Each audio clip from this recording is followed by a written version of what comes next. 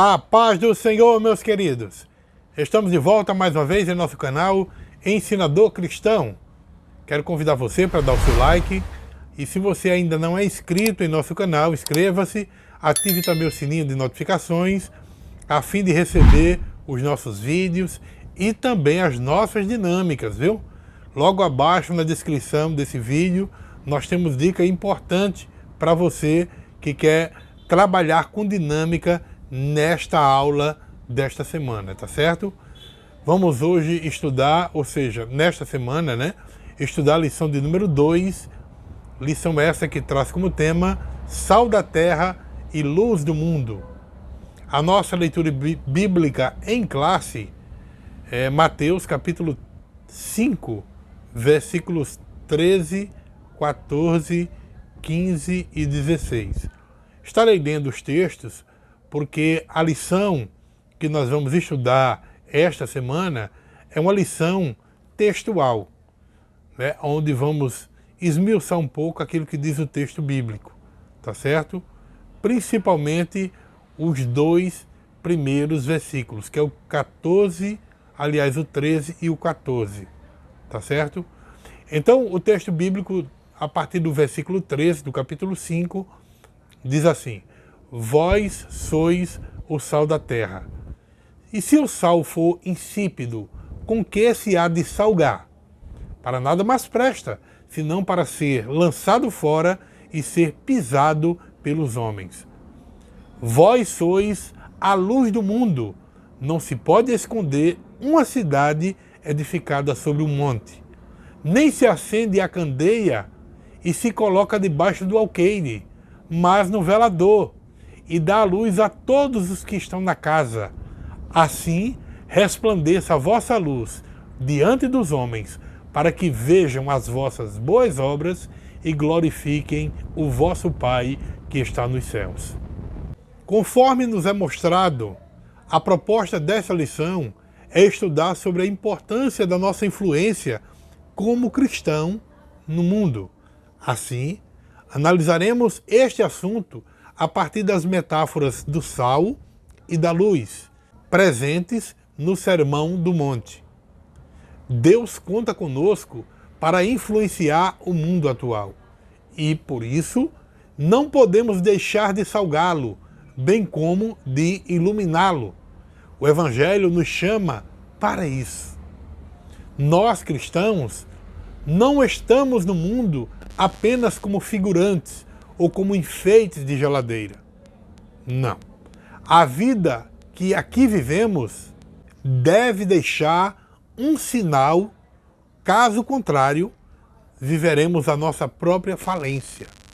Por isso, por definição, um cristão, ele deve ser significativo, isto é, sua vida deve produzir sabor, deve produzir gosto, luz e principalmente direção.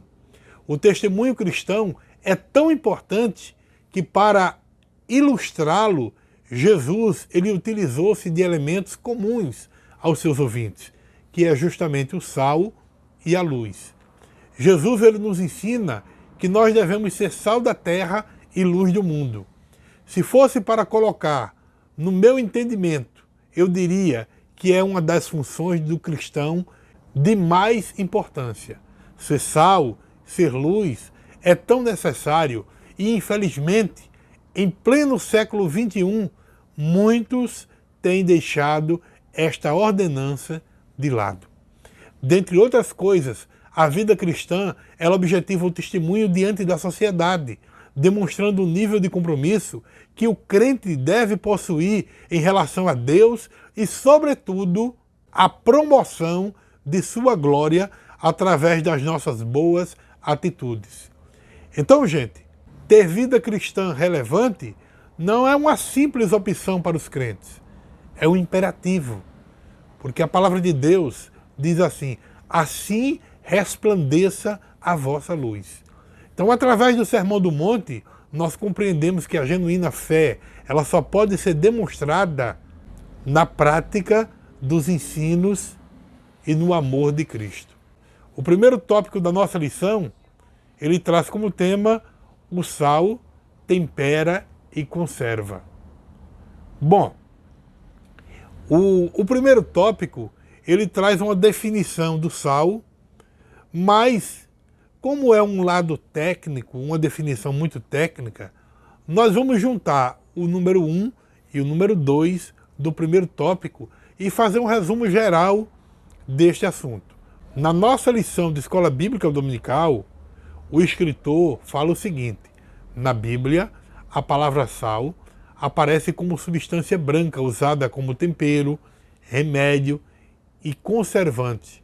No grego bíblico, há pelo menos 4 significados para a palavra halas, que é a tradução da palavra sal, substantivo neutro para sal. Bom, e quais são essas palavras? A primeira, descrita pelo escritor da lição, a número 1, é como tempero.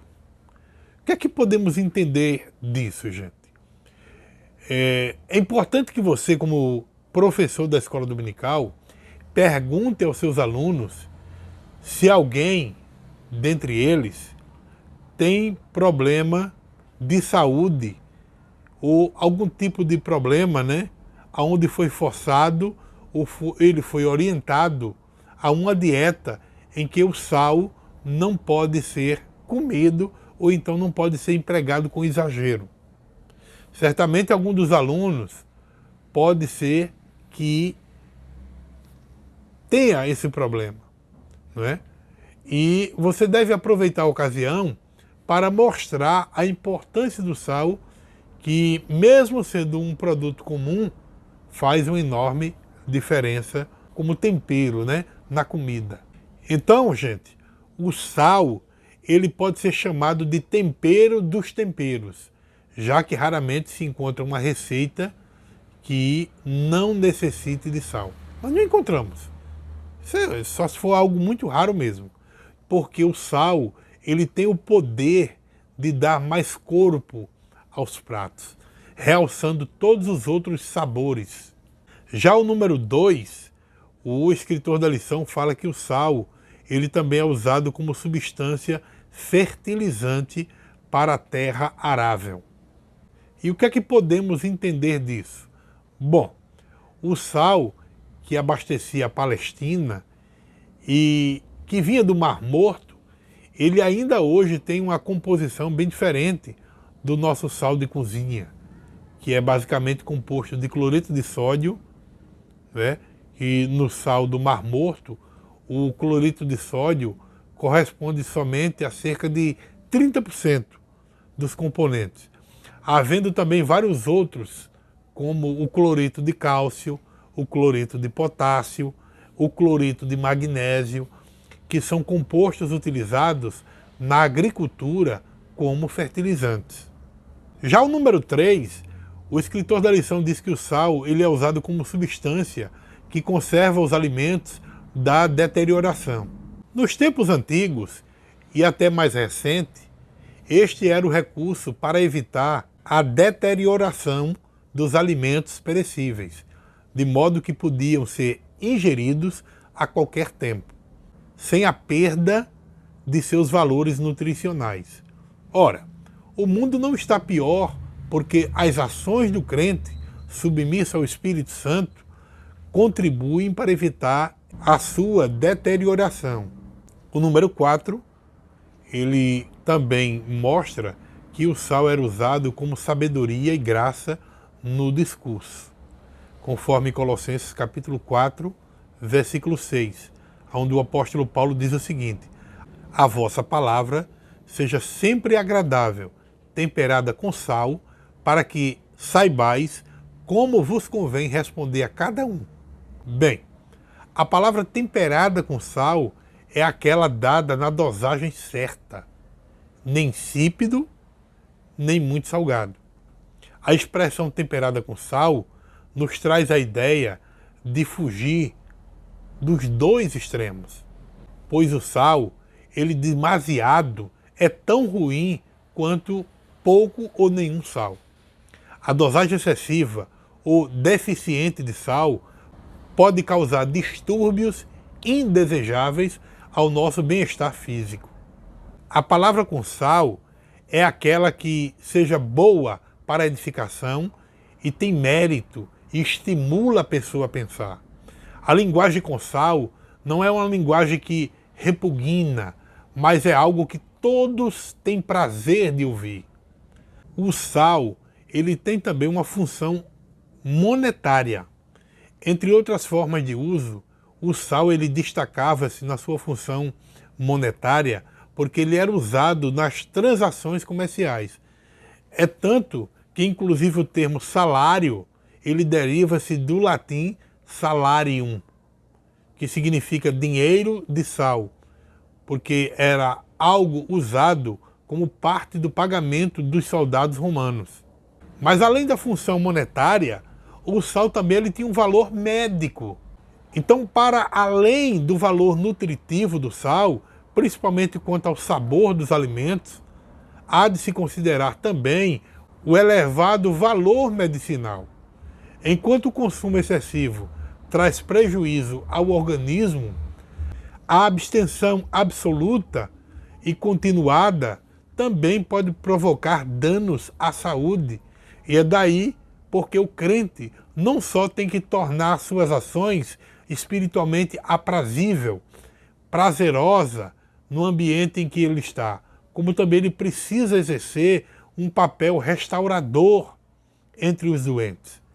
Jesus, portanto, ele contextualiza a sua mensagem utilizando o símbolo do sal, que era comum aos discípulos naquela época, para que eles compreendessem a importância de sua vida de retidão em meio à sociedade corrupta. O número 3 da nossa lição, do primeiro tópico, ele fala do cristão como sal.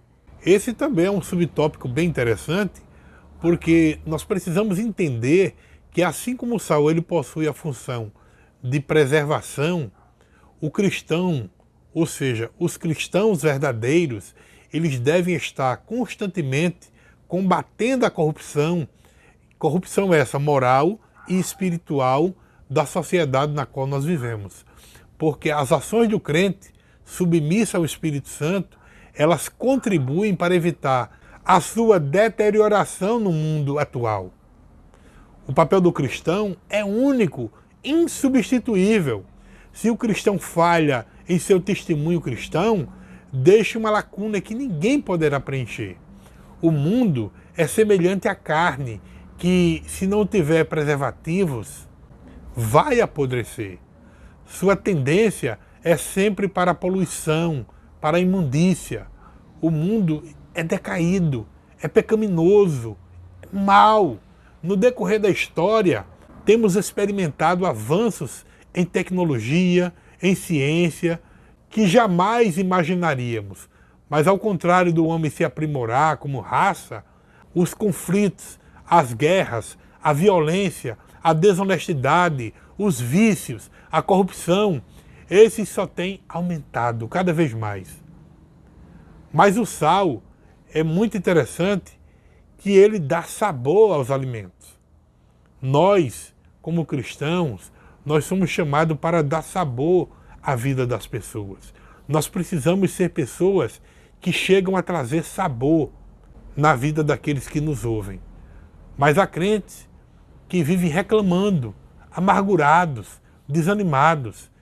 Esses estragam o sabor que deveriam realmente dar. Não me refiro ao sabor como uma alegria almática, simplesmente. Fulano é positivo, é para cima, é engraçado, animado. Não é bem isso. O que nos fará dar sabor à vida das pessoas ao nosso redor é o fato da vida de Deus ser liberada através de nós quando nós chegamos em qualquer lugar e nós influenciamos o ambiente para trazer mudanças para as pessoas. O que fará a vida de Deus ser liberada através de nós? Somente se nós estivermos mantendo uma vida de comunhão com o Espírito Santo, em santificação, meditando na palavra e em oração. Você é alguém que dá sabor realmente na sociedade em que você vive? Porque uma das funções primárias do sal, além de dar sabor, ele também cria sede.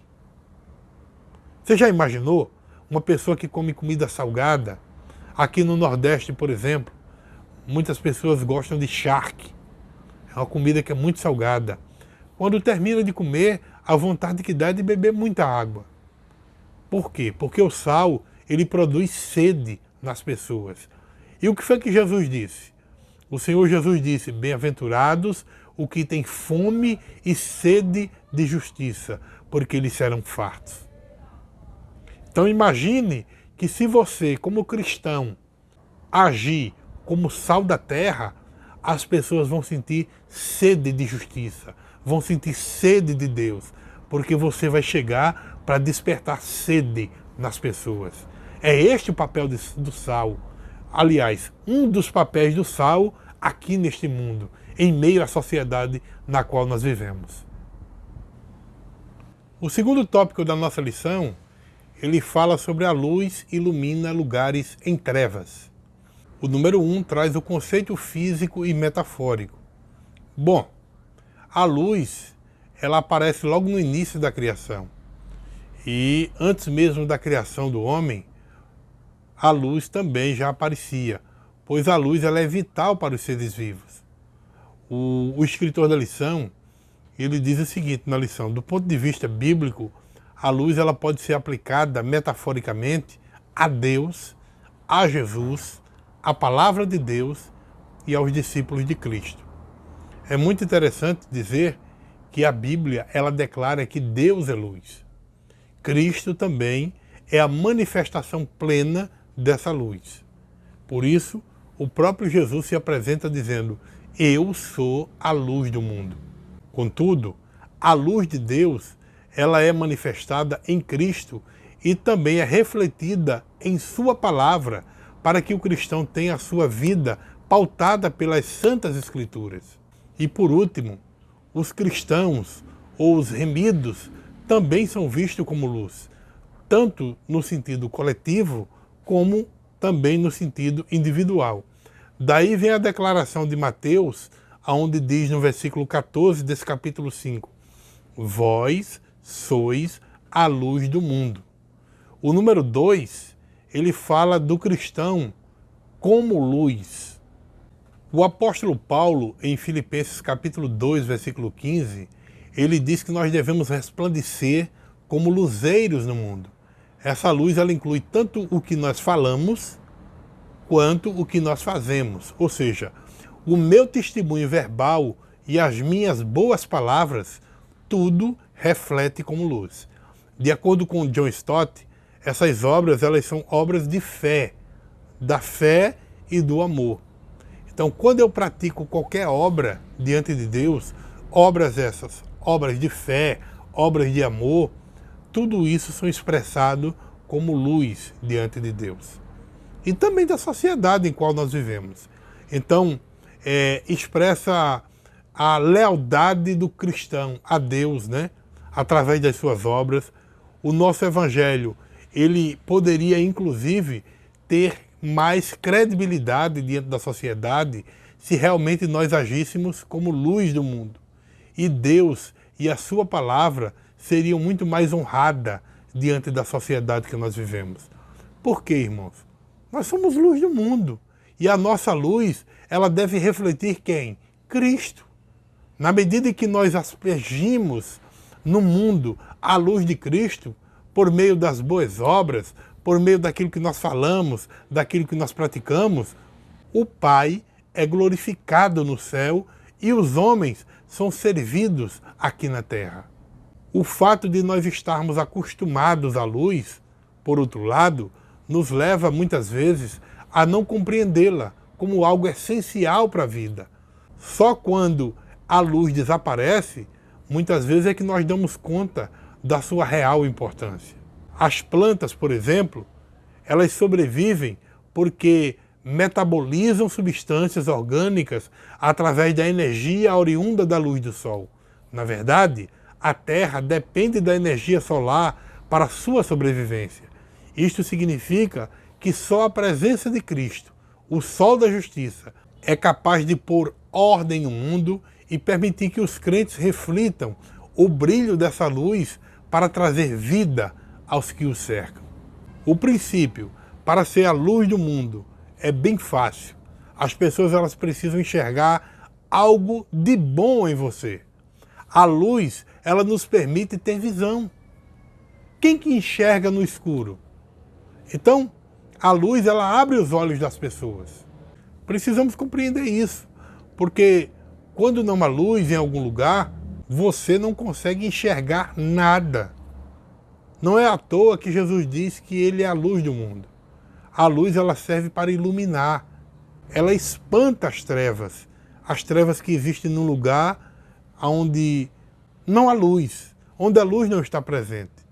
E permite que as pessoas enxerguem onde antes só havia trevas. As pessoas não conseguiam ver. E a partir daí, quando a luz chega, quando as pessoas passam a ver, elas enxergam a bagunça e a sujeira nas quais elas mesmas estão vivendo. Mas para isso é preciso que a luz que há em nós, vinda através de Cristo, brilhe para as pessoas. O número 3, ele fala sobre a luz em lugares de trevas. A luz, na verdade, ela não pode dar o seu real brilho se não estiver no seu devido lugar. Para que ela possa realmente radiar de forma visível, ela tem que estar no lugar certo. Foi por isso que Jesus disse que ninguém pega uma luz e coloca debaixo do alqueire, sabendo que a sua missão é fornecer luz a todos que estão na casa. Mostra que a pessoa que faz isso não tem inteligência nem sabedoria se ela esconde a luz que há nela. Na verdade, uma atitude de esconder a luz é uma atitude de tolice, porque ele não está querendo que os habitantes da casa tenham um bom acesso aos seus cômodos. Semelhantemente, o cristão, ele deve estar com a sua luz, como Jesus disse, no velador, para brilhar e refletir a luz de Cristo para todos enxergarem, para todos verem. Esse brilhar fala da sua conduta, do seu caráter, do seu procedimento. As suas obras, elas precisam falar mais alto do que até mesmo as suas palavras. Sendo que tudo isso não é meramente produzido pelo esforço humano, mas pelos frutos que vêm do Espírito na nossa vida, pela fé em Cristo Jesus e da sua justiça em nós. O pastor Hernandes Dias Lopes, ele fala o seguinte: o fato de a igreja ser luz no mundo implica que o mundo está em trevas. O diabo, irmãos, ele cegou o entendimento dos incrédulos. O reino do diabo é o reino das trevas, conforme diz Colossenses 1:13. Ele é o príncipe das trevas. As pessoas estão andando hoje em trevas. As suas obras são conhecidas como obras de trevas. Os pecadores, eles não sabem de onde vieram, nem para onde vão. Eles nem sabem em que tropeçam. O cristão, ele tem como papel iluminar o mundo, fazendo ver a beleza de Cristo. A palavra grega cosmo significa ordem, estrutura, beleza, harmonia. É por isso que Jesus diz assim: vós sois a luz do mundo. Então o termo mundo aí traz essa ideia. Todos os ambientes desordenados, conflitados, tornam-se feios, mas iluminados, eles podem voltar a ter harmonia, a ter beleza. Os cristãos, eles são instrumentos de Deus e usados pelo Senhor para propagar a luz da salvação em Cristo, diante deste mundo que vive em trevas, irmãos, e precisa da nossa luz, da luz que cada um de nós deve transmitir para este mundo que está corrompido, que está mergulhado em escuridão.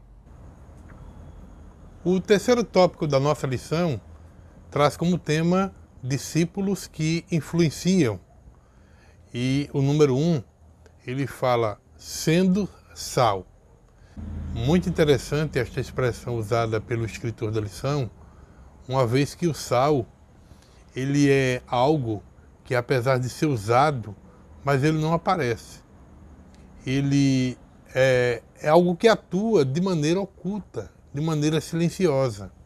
No entanto, o seu sabor é muito evidente no alimento. E isso fala de quê? Isso fala de humildade. Não é o homem quem deve aparecer ou quem deve brilhar, mas Cristo. Cristo é quem deve ser glorificado. A grande tragédia do nosso universo hoje é que, enquanto os seres humanos eles foram feitos para glorificar a Deus, muitos estão aquém deste propósito. Aí o apóstolo Paulo, ele diz que nós mudamos a glória de Deus, de um Deus incorruptível, em semelhança de imagem de homem corruptível. Romanos capítulo 1, versículo de número 23. Então, glorificar a Deus deve ser o alvo de todo cristão. A relevância dos crentes como sal da terra e luz do mundo tem como propósito maior glorificar ao Senhor. Quando o perdido se converte, mediante o labor da igreja, Deus é quem deve ser exaltado em sua glória, pois trata-se do resgate de sua imagem em vidas antes corrompidas pelo pecado. A eficácia do sal, ela é condicional, ou seja, tem de conservar a sua salinidade. O sal, para ser sal, ele nunca pode perder a sua salinidade. Voltemos para o texto da lição, que é o versículo 13, onde Jesus diz assim: vós sois o sal da terra, e se o sal for insípido, com que se há de salgar? Para nada mais presta, senão para ser lançado fora e ser pisado pelos homens. É assim que devemos entender a vida de um cristão. Ele tem que ser sal, ou seja, ele tem que possuir sal nele mesmo. Jesus disse o seguinte: tende sal em vós mesmo. John Stott, ele diz o seguinte: a salinidade do cristão é o seu caráter, conforme descrito nas bem-aventuranças. É discipulado cristão verdadeiro, visível em atos e palavras. Para ter eficácia, o cristão precisa conservar a sua semelhança com Cristo. Assim como o sal, deve preservar a sua salinidade. Se os cristãos foram assimilados pelos não cristãos, deixando-se contaminar pelas impurezas do mundo, eles perderão a sua capacidade de influenciar. A influência do cristão na sociedade e sobre a sociedade depende da sua diferença e não apenas do nome de cristão. Já o número 2 desse terceiro tópico fala sendo luz. A luz, ela tem 3 funções primordiais. Primeiro, ela deve ser vista por todos. Segundo, servir de guia. E por último, servir como advertência. Entre todas as coisas criadas, a luz é a mais útil. A luz, ela fertiliza o solo. A luz guia. A luz reanima. A luz, ela foi a primeira coisa que Deus trouxe à existência, conforme Gênesis capítulo 1, versículo 3. Sem a luz, este mundo seria um vazio obscuro. Se o cristão influencia ao inserir-se no mundo como sal, ele é visto também como luz. A sua mensagem, ela aponta ao caminho a seguir e o seu testemunho adverte acerca dos perigos ao longo do caminho. O cristão, ele exerce um papel ativo de transformação no mundo. A vida do cristão é a sua primeira mensagem. O exemplo é mais importante do que a atividade. A palavra convence, mas o exemplo arrasta. O apóstolo Paulo, ele diz que devemos resplandecer como luzeiros no mundo, de acordo com Filipenses capítulo 2, versículo 5. Essa luz inclui o que o cristão diz e também o que ele faz, ou seja, o testemunho verbal e as suas boas obras. A palavra de Deus, ela se torna tão viva em nós mediante a graça do Senhor, que buscamos a ter uma vida reta e obediente aos olhos dele. A palavra de Cristo, ela precisa encarnar em nossos sentidos e afetar toda a nossa existência, a ponto de aqueles que estão ao nosso redor, eles possam sentir o brilho de Cristo em nós. O número 3 desse terceiro tópico, ele fala sobre a influência cristã. Bom, a forma como você vive pode influenciar muitas outras vidas. Uma vida dedicada a Jesus vai fazer a diferença, porque as pessoas elas vão ver como Jesus nos transformou. Se você é cristão, isso deve ser visível na forma como você age e interage. Mas Jesus, ele disse que o sal, ele perde o sabor. E isso nós precisamos voltar ao que nós refletimos alguns minutos atrás. Orlando Boy, ele em seu livro, comentando esse texto, ele mostra algo que aconteceu bem interessante na cidade de Wisconsin, na América do Norte. Um grande monte de sal estragou-se. Então o que foi que aconteceu? Eles experimentaram calçar uma rua com esse sal para não deixar que tudo fosse desperdiçado. Mas, com as primeiras grandes chuvas, o que parecia grande êxito tornou-se deplorável fracasso. Sabe por quê? A rua mais bela da cidade transformou-se na mais triste. Até as árvores à beira da rua morreram. Sal sem sabor não serve para coisa alguma, nem mesmo para adubar a terra. Interessante que o sal, ele é um elemento químico, de acordo com a fórmula química dele, né, que é NaCl, que é o cloreto de sódio. Ele não pode deixar de ser sal. Independentemente de onde ele estiver, ele será cloreto de sódio. Então o que pode acontecer? Ele pode perder a sua capacidade de expressar suas prioridades, tornando-se sem sabor. O que pode fazer com que o sal torne-se insípido e sem sabor? Sabe o quê? Quando ele é misturado com outras coisas. Essa mistura nos fala de quando a diferença peculiar que nós temos das pessoas do mundo, ela se perde. Quando nossos valores eles começam a se tornar os mesmos valores das pessoas do mundo.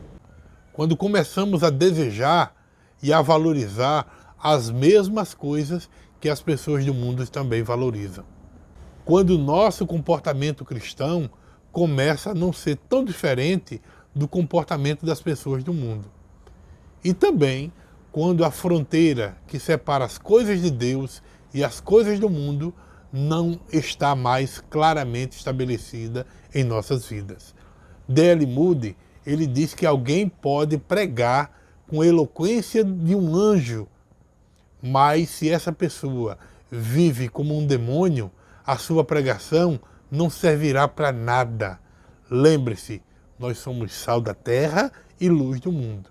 Esta não é só uma frase de efeito, mas uma exortação à responsabilidade da vida cristã. Gostaria de concluir esse estudo, como sempre fazemos, lembrando a vocês de atingir o objetivo da lição. Primeiro, apontar a função do sal. Isso é muito importante. Use esta função do sal para ilustrar e para aplicar na vida cristã. Segundo, destacar a função da luz. Isso também é algo muito importante, uma vez que Jesus usa estas simbologias para aplicar nas nossas vidas. E por último, refletir a respeito da influência dos discípulos de Cristo neste mundo. Então nós estamos aqui e precisamos influenciar este mundo. E é muito importante que você deixe isso claro para os seus alunos. Que Deus abençoe, em nome de Jesus.